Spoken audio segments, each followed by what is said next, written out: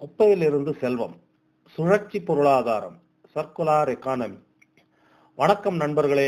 நாம் தினமும் தூக்கி எறியும் குப்பை வெறும் கழிவு அல்ல, அது ஒரு மறைமுகமான செல்வம் என்பது உங்களுக்கு தெரியுமா?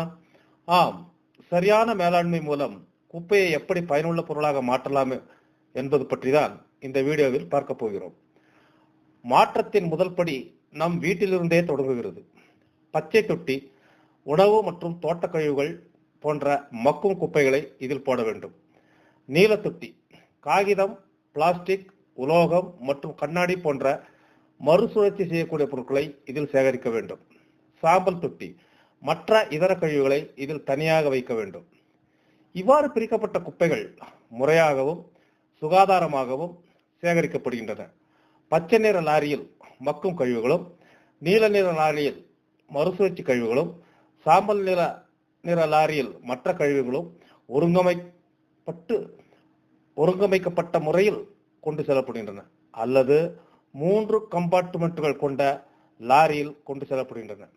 சேகரிக்கப்பட்ட குப்பைகள் 3 வழிகளில் கையாளப்படுகின்றன.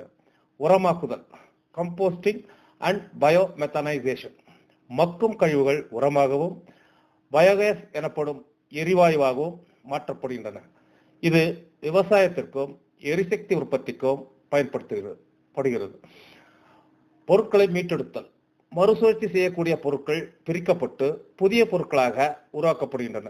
மீதமுள்ளவை தொழிற்சாலைகளுக்கு தேவையான RDF எரிபொருளாக மாற்றப்படுகின்றன.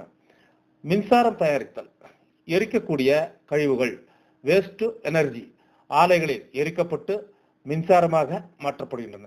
இறுதியில் எந்த விதத்திலும் பயன்படுத்த முடியாத மிக குறைந்த அளவிலான கழிவுகள் மட்டுமே அறிவியல் ரீதியான நிலப்பரப்பு சயின்டிபிக் லேண்ட்ஃபில் முறையில் பாதுகாப்பாக பூமிக்கடியில் சேமிக்கப்படுகின்றன. இந்த சுழற்சி பொருளாதாரம் மூலம் நாம் கழிவுகளை குறைத்து சுற்றுப்புறத்தை பாதுகாத்து செல்வத்தை உருவாக்குகிறோம். நமது எதிர்கால சந்ததியினருக்கு ஒரு பசுமையான பூமியை விட்டு செல்வோம். இது போன்ற பயனுள்ள தகவல்களுக்கு எங்களை பின்தொடருங்கள். contentforcause.versal.app மற்றும் linkedin.com in BM Kongan 84847416 3.